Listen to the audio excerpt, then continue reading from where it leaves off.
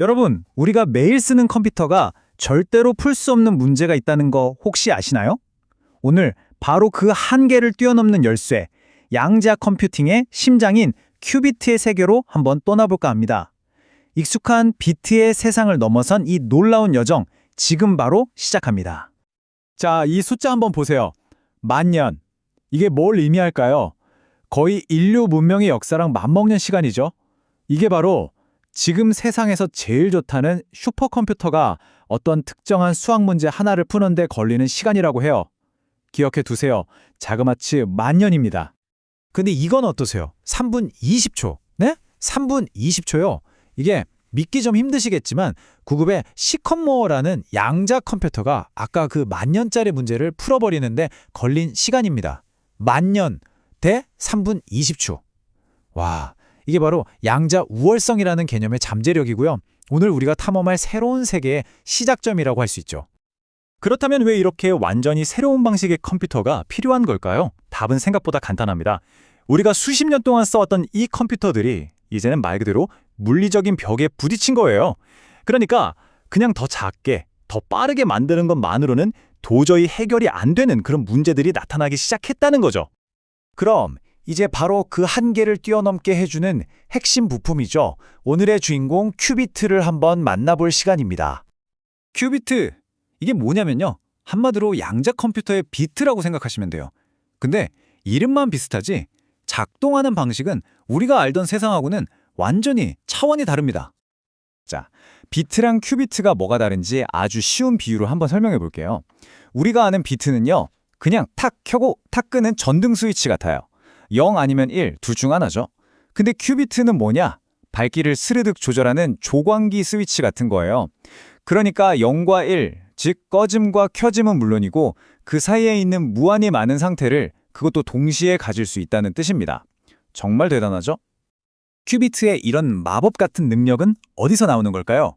바로 두 가지 핵심 원리 덕분입니다. 첫 번째가 바로 양자 중첩인데요. 이게 바로 큐비트가 0과 1의 상태를 동시에 가질 수 있게 해주는 거고요. 그리고 두 번째는 불확정성 원리인데 이건 우리가 그 상태를 딱 쳐다보는 순간, 즉 측정하는 순간에야 비로소 하나의 값으로 결정된다는 거예요. 이 두 가지가 합쳐져서 그야말로 어마어마한 계산 능력을 만들어내는 거죠. 아니, 이렇게 무한한 가능성을 가진 큐비트의 상태를 어떻게 눈으로 볼 수 있을까요? 바로 이 블로흐 구면이라는 지도를 통해서 가능합니다. 이게 무슨 복잡한 다이어그램이라기보다는 큐비트의 모든 가능성을 담아놓은 아주 우아한 지도라고 생각하시면 편해요. 이해하기 아주 쉬워요. 그냥 지구본 하나를 떠올려 보세요. 자, 북극이 0이고 남극이 1이라고 한번 쳐보죠. 그럼 큐비트는 단순히 그 두 지점만이 아니라 이 지구본 표면 위에 있는 그 어떤 점이든 될 수 있다는 겁니다. 동시에 말이죠. 얼마나 많은 정보를 담을 수 있을지 감이 오시나요? 자, 그럼 이제 이론은 이쯤 하고 현실로 한번 넘어가 볼까요? 이 놀라운 큐빗을 실제로 만들기 위해서 전 세계에 내로라 하는 기술 기업들이 벌이는 아주 치열한 경쟁이 있거든요. 그걸 한번 들여다보겠습니다.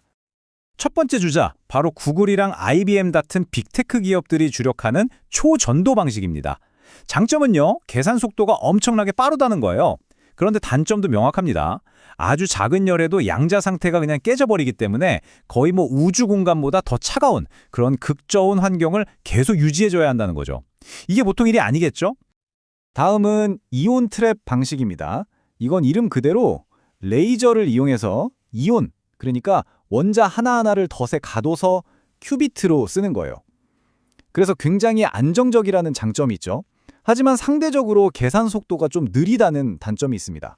아이온큐 같은 회사들이 이 분야를 이끌고 있고요. 그리고 인텔이 밀고 있는 실리콘 스핀 방식도 빼놓을 수 없죠. 이건 우리가 이미 쓰고 있는 반도체 공정을 그대로 활용할 수 있다는 점에서 대량 생산에 유리하다는 어마어마한 잠재력을 가지고 있습니다. 다만 아직은 다른 방식에 비해서 좀 더 정확도를 끌어올려야 하는 숙제가 남아 있습니다. 자, 그럼 이제 우리가 지금까지 얘기한 두 가지 컴퓨팅 패러다임을 직접 한번 비교해보면서 정리를 해보겠습니다. 여기서 정말 중요한 점은요, 양자 컴퓨터가 기존 컴퓨터를 완전히 대체하는 게 아니라는 사실입니다. 그러니까 우리가 이메일을 보내거나 유튜브를 볼 때는 여전히 기존 컴퓨터가 훨씬 효율적이에요. 하지만 암호 해독이라던가 신약 개발처럼 기존 방식으로는 정말 수천 년이 걸릴 그런 특정 문제들을 푸는데 특화된 아주 강력하고 새로운 도구다. 이렇게 생각하시면 딱 맞습니다. 하지만 이 모든 엄청난 가능성 앞에 정말 거대한 장벽이 하나 있습니다. 바로 양자 결이름이라는 현상이에요. 큐비트의 양자 상태라는 게 비유하자면 마치 비눗방울처럼 너무너무 섬세하거든요. 그래서 아주 작은 소음이라 온도 변화 같은 외부 간섭에도 펑 하고 터져버리면서 모든 정보를 잃게 되는 거죠. 그러니까 이 비눗방울을 어떻게든 지켜내는 것, 다시 말해 큐비트를 외부 세계로부터 완벽하게 격리하고 제어하는 것이 바로 오늘날 양자 컴퓨터 개발에서 가장 큰 숙제이자 또 가장 어려운 과제라고 할 수 있습니다.